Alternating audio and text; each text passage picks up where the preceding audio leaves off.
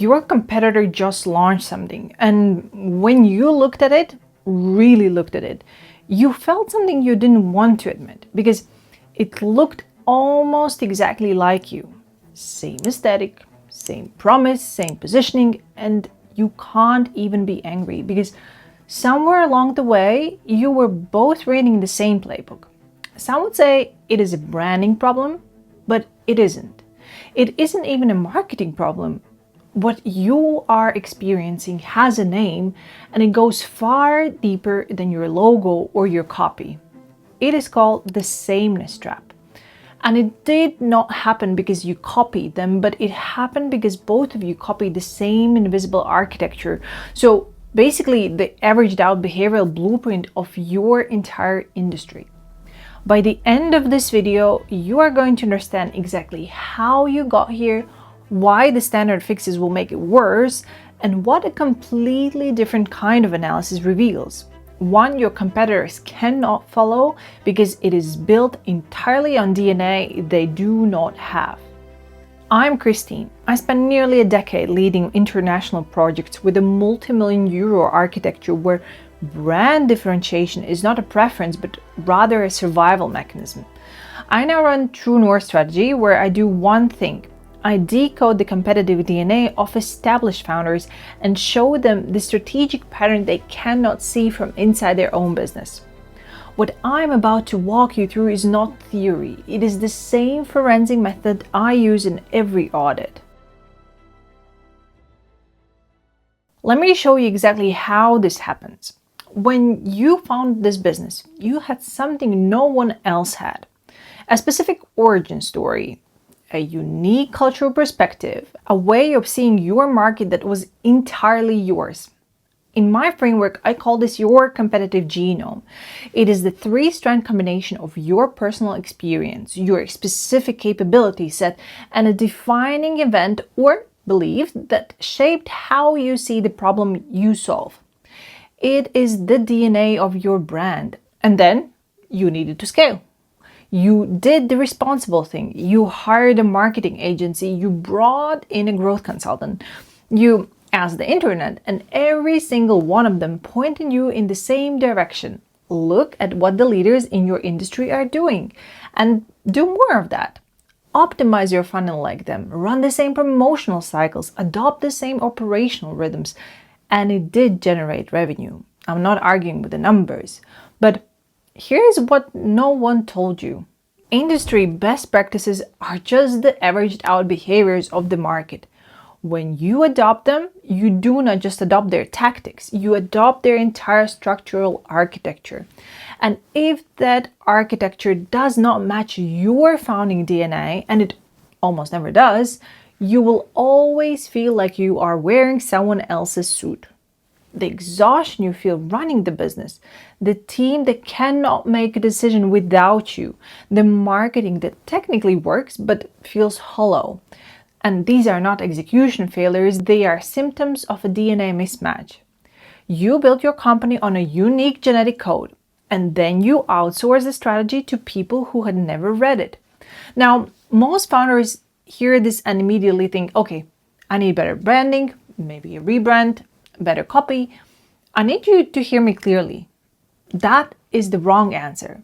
And what I'm going to show you next is why that instinct actually accelerates the problem. When established founders hit the sameness trap, their first instinct is to hire a brand strategist, a new agency, or ask an AI to generate differentiation strategy. Let me show you the mechanics of why this makes it worse.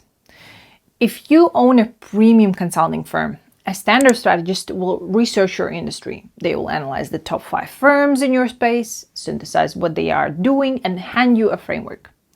If you ask an AI, it will say, create a signature methodology, build a thought leadership content series, and on top, develop a premium tier offer. Do you see the structural problem? Your competitors have access to the exact same strategists. They have access to the exact same AI. If every founder in your space is feeding from the same intelligence, every founder in your space is going to receive a version of the same advice. just with a different logo placed on top. You are not getting a differentiation strategy. You are getting a more expensive version of the same map.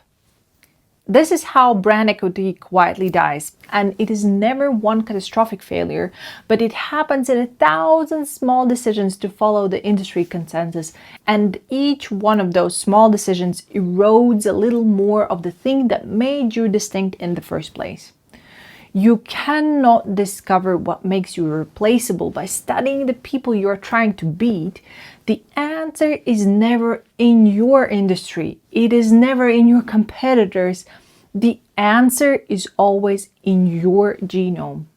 And this is the part that changes how founders think about strategy permanently, because the solution does not come from working harder inside your industry. It comes from leaving it entirely. Let me show you exactly what that looks like in practice. The methodology I use is called cross-industry pattern recognition. The principle is this: every human behavioral problem has already been solved brilliantly, just in an industry you have never thought to look at. The moment you stop studying your competitors and start studying adjacent industries that solve the same human problem in radically different ways, everything changes. Let me give you a concrete example. Say you run a luxury product brand. Let us use a premium jewelry house. Standard advice says, build a loyalty program, reward repeat purchases, create tiered membership, which is exactly what every other jewelry brand already has. But instead, I look at EdTech. Specifically, I look at Duolingo. Duolingo built $1 billion business on a single behavioral mechanic, the daily streak. It is not about vocabulary lesson. It is more about the gamified, emotionally charged loop of cultural immersion that keeps users returning every single day. It's definitely not for the points, but rather for the feeling of progress and belonging.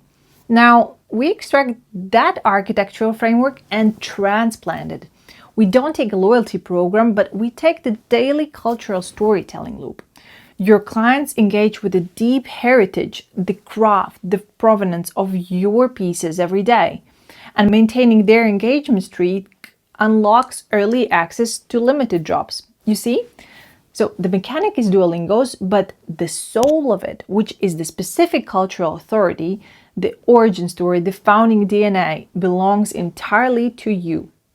And here's why your competitors cannot steal this.